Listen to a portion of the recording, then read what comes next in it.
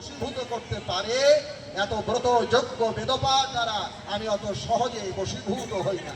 ইষ্টবান দাদা মায়েরা, এই কারণে সৎসঙ্গ জবর জিনিস। ঠাকুর বলছেন সৎসঙ্গ প্রাণের জিনিস।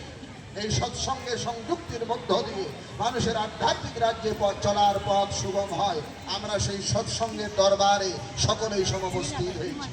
আজকে যাকে কেন্দ্র করে আমরা এখানে এসেছি, যার জীবন আলক্ষ্য জীবন আদর্শ সম্বন্ধে জানবার এবং বোঝার জন্য আমাদের এই উপস্থিতি, তিনি আমাদের সকলের আরাধ্য পরম প্রেমময় শ্রী ঠাকুর অনুকূল চন্দ্র। বাংলা 1295 30শে ভাদ্র পুণ্য তাল নবমী তিথিতে তৎকালীন অবিভক্ত ভারতবর্ষের হিমায়তপুর, যার পূর্ব নাম সম্ভল, সেইখানে শিবচন্দ্র চক্রবর্তী রৌরসে বনমোহিনী দেবীর গর্ভে তিনি আবির্ভূত হয়েছিলেন এই আমাদের বঙ্গভূমিকে ধন্য করবার জন্য। যে বঙ্গভূমিকে ধন্য করে শ্রী চৈতন্য মহাপ্রভু, যে বঙ্গভূমিকে ধন্য করে শ্রী রামকৃষ্ণ পরমহংসদেব এসেছিলেন, সেই বঙ্গভূমিকে পুনরায় সেই প্রেম ভক্তি জ্ঞান বিজ্ঞান এবং সনাতন বৈদিক শাস্ত্রের পরম্পরায় অভিষিক্ত করবার জন্যই ঠাকুরের আবির্ভাব। বিশ্ববান দাদা মায়েরা, তার নাম অনুকূল। এই অনুকূল শব্দের ব্যাখ্যা এবং বিশ্লেষণ জানা দরকার আছে। অনুকূল শব্দের শাব্দিক অর্থ যদি আমরা বিশ্লেষণ করি, তাহলে অনুকূল শব্দের শাব্দিক অর্থ হলো যিনি সহায়। মজ্জমানস্য কূলমিব সহায়তয়া সমীপগত কুলম ভবতি ইতি অনুকূলঃ। বিশ্বকোষ, সেই বিশ্বকোষে নগেন্দ্রনাথ বসু বিদ্যাবারিধি তিনি অনুকূল শব্দের ব্যাখ্যা করছেন। মজ্জমানস্য কূলমিব, কেউ সাঁতার জানে না, জলে পড়ে গিয়েছে। তো যে ব্যক্তি সাঁতার জানে না, জলে পড়ে গিয়েছে, ওই ডুবন্ত ব্যক্তিকে কেউ যদি হাত ধরে টেনে তোলে, জলের পাড়ে নিয়ে যায়, নদীর পাড়ে নিয়ে যায়, তাহলে সে যেমন ওই ডুবন্ত ব্যক্তির অনুকূল হয়, তদ্রূপ আমরা যারা জগৎ সংসারে এই মায়া প্রপঞ্চে হাবুডুবু খাচ্ছি, এই মায়া সংসারের ভবসাগর থেকে উদ্ধারের কোনো পন্থা পাচ্ছি না, যিনি আমাকে হাত ধরে, আমাদেরকে হাত ধরে এই মৃত্যুময় সংসার থেকে অমৃত আলোকে নিয়ে যেতে পারেন, তিনি অনুকূল। এই কারণে বিশ্বকোষ এবং বঙ্গীয় শব্দকোষে অনুকূল শব্দের যখন অনুবাদ করা হলো, আপনার অবাক হয়ে যাবে। বঙ্গীয় শব্দকোষের প্রথম খণ্ড বলছে অনুকূল শব্দের অনেক অর্থ, কিন্তু অনুকূল শব্দের আরেক অর্থ হলো বিষ্ণু। হ্যাঁ, মহাভারতে ভগবান বিষ্ণুর যতগুলো নাম বর্ণনা করা আছে, আপনারা বিষ্ণুর সহস্র নাম পড়বেন। সেই বিষ্ণুর সহস্র নাম মহাভারতের অনুশাসন পর্বের 127 অধ্যায়ে বর্ণিত আছে।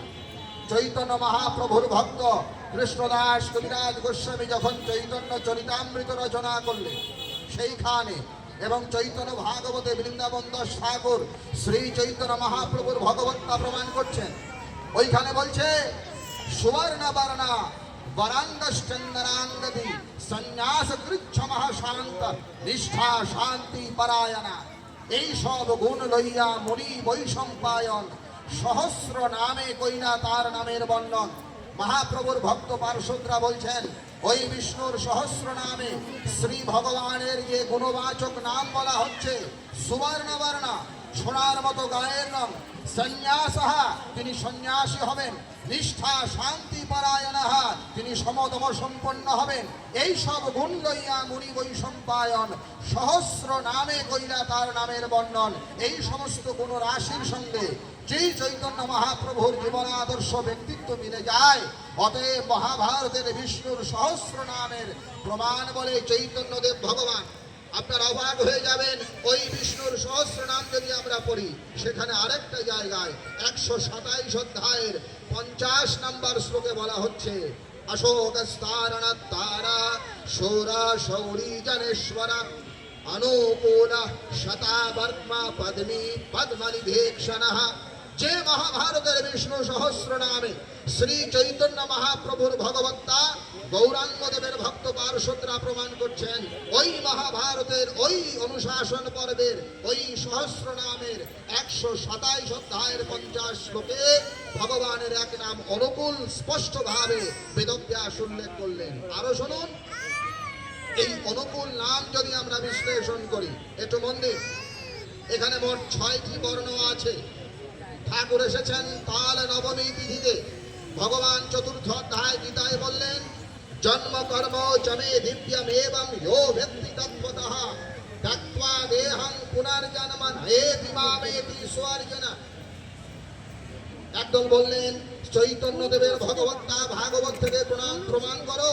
তৎকালীন নবদ্বীপের নৈয়ায়িকরা চৈতন্যদেবকে ভগবান মানে না।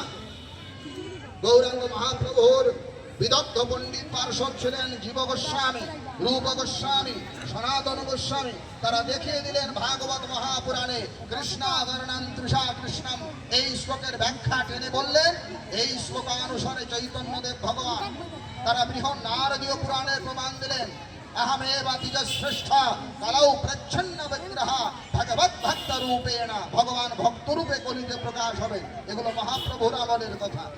এইবার আমরা যারা ঠাকুরকে ধরেছি আমরা খুঁজে পেলাম কোথায়? দেখুন ওই অনুকূল নামের 6টি বর্ণ তিনি এসেছেন তাল নবমী তিথিতে।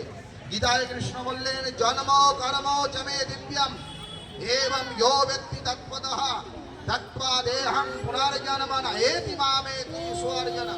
হে অর্জুন, আমার জন্ম এবং কর্ম দুটোই দিব্য।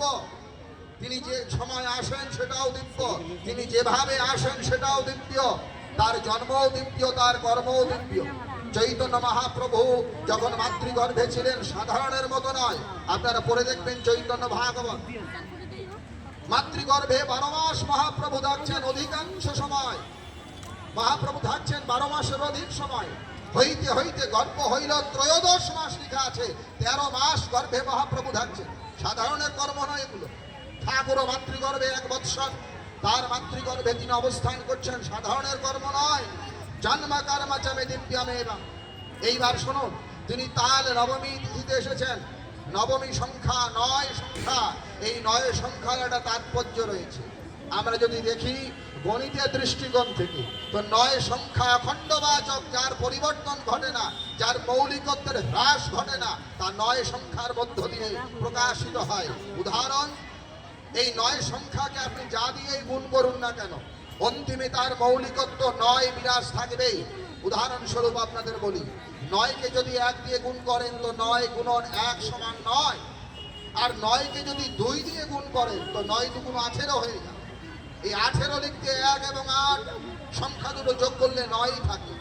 9কে 3 দিয়ে গুণ করুন, 3 নং 27, লিখতে 2 এবং 7 যোগ করে দিন 9ই থাকে।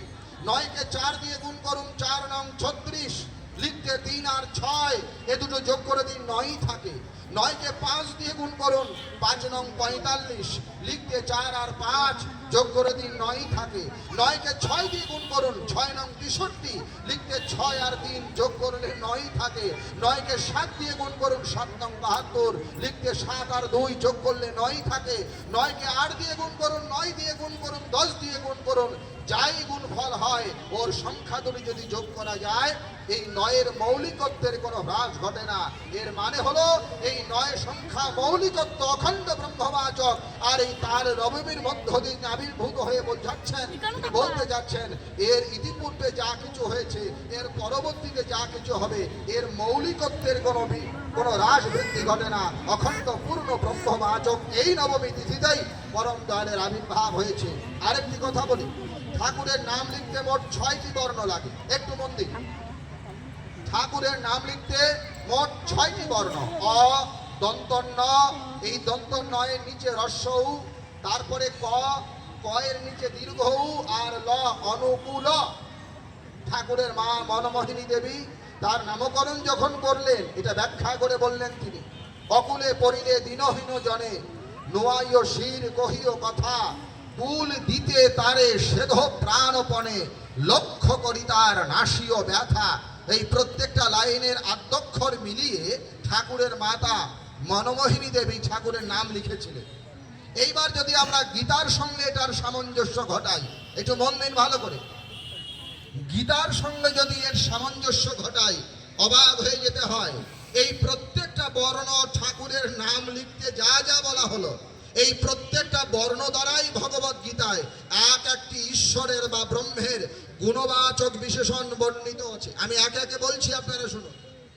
ঠাকুরের নাম লিখতে যতগুলো বর্ণ লাগে, মোট 6টা বর্ণ।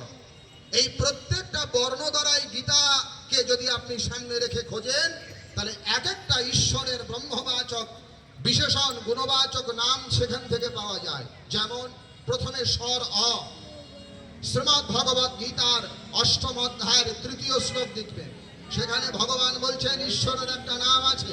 কি নাম? বলে অক্ষরং ব্রহ্মা পরমম স্বভাবো অধ্যাত্মমুচ্যতে ভূত ভাবদ্ভব করো বিসর্গ কর্ম সংহিতা, অধ্যায় নম্বর ৮ শ্লোক নম্বর ৩ গীতা।